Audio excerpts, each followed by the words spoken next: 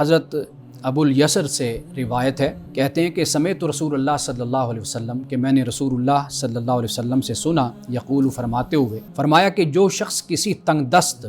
سے مراد یعنی غریب، مقروض یعنی جس نے قرض لیا ہوا ہو، اس کو مہلت دے دے یا اسے کچھ قرض معاف کر دے، تو اللہ تعالیٰ اس دن اس شخص کو اپنی رحمت کے سائے میں رکھے گا، جس دن اللہ کی رحمت کے سائے کے علاوہ کسی اور کا سایہ نہیں ہوگا۔ یعنی ایک شخص آپ کے پاس آتا ہے، وہ تنگ دست ہے اور وہ پریشان حال ہے، آپ اس کو رقم دیتے ہیں بطور قرض کے، اگر آپ خوشحال ہیں، آپ کو اس رقم کے نہ ملنے پر کوئی مسئلہ نہیں ہے، کوئی پریشانی نہیں ہے کہ آپ کسی مسئلے کا شکار ہو جاتے ہیں، تنگ دست ہو جاتے ہیں، تو پھر آپ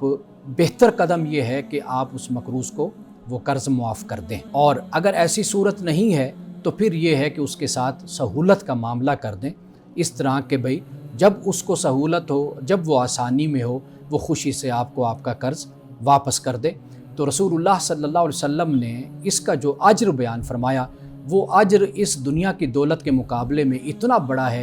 ہے کہ دنیا کی ساری دولت میں مل جائے تو اس کا مقابلہ نہیں کر سکتی۔ اور وہ کیا ہے؟ وہ یہ ہے کہ اللہ سبحانہ و تعالیٰ کہ جس دن کسی کا سایہ نہیں ہوگا، اس دن اللہ تعالیٰ اس شخص کو جو اپنے مسلمان بھائی کو یا انسان کو قرض دیتا ہے، تو اس کو اللہ تعالیٰ کل قیامت کے دن اپنی رحمت اور اپنے فضل کا سایہ عطا کرے گا۔